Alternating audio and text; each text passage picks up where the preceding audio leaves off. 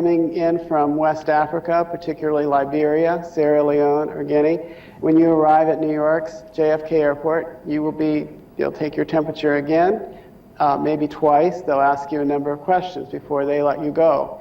On Thursday of this week, that will begin at 4 other airports. Airports in Newark, New Jersey, Atlanta, Georgia, and 2 other airports, Boston Airport and another airport here in the United States. So if you're coming from West Africa, you expect to go through the screening.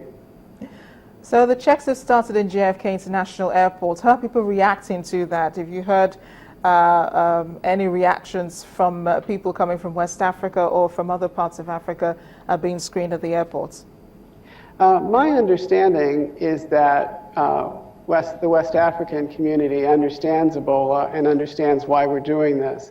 There have been some isolated incidents where people from non-Africans have resisted or questioned the screening. There's also been some fears, some false alarms, so to speak, on airplanes where someone is sick and someone will say, oh my goodness, that person has Ebola. But that's not true. But that's an indicator of the sensitivity here right now. John, thank you so much for your reporting. Really enjoyed it. We're looking forward to having you again in Lagos when you have the time. Thanks a lot. Oh, my pleasure. Well, on to the other case of Ebola outside of Africa. There might be some light at the end of a tunnel for the Spanish nurse who's been diagnosed. The nurse who contracted the virus after treating 2 infected people is said to be in stable condition now. Romero has spent the past week in hospital and had taken a turn for the worse a few days ago. On Saturday, though, she was conscious and responding to hospital staff after being given antibodies from previously infected patients. Investigations continue into the Malaysian flight MH17, which was shot down in July in the border between Ukraine and Russia. But Australian Prime Minister Tony Abbott plans to confront Russian President Vladimir Putin over the matter at the G20 meeting, which holds in Brisbane in November. Thank you, everyone. And now we can have some morning tea. As the group of 20 world leaders meets, the Australian Prime Ministers disclosed that they will seize the platform as an opportunity to confront Russian President Vladimir Putin. Allegations that the jetliner was downed by pro-Russian separatists and with surface-to-air missiles provided by Kremlin sparked calls in Australia to bar Putin from meeting of the world leaders in Brisbane next month.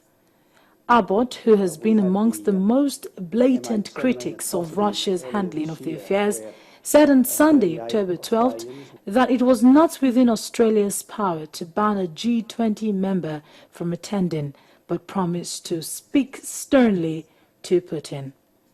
Absolutely. Look, I'm going to shirt front Mr. Putin. You bet you are. You bet I am. I am going to be saying to Mr. Putin, Australians were murdered. They were murdered by Russian-backed rebels using Russian-supplied equipment. We are very unhappy about this.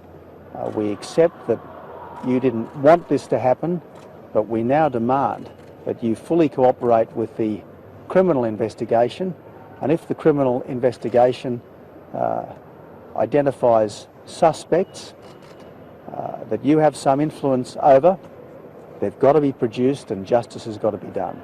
The Boeing 777 was shot down in July in eastern Ukraine, killing all 298 passengers and crew on board. 28 Australians were killed. Abbott has stalked perhaps the toughest line of any Western leader against the Russian-backed rebels in Ukraine, accused by Western countries and intelligence agencies of shooting down the jetliner with a sophisticated anti-aircraft missile. Abbott added that an industrial-scale cover-up was underway at the crash site before international investigators were allowed access to the rebels. And he spoke openly about his desire to block Putin from attending the summit next month.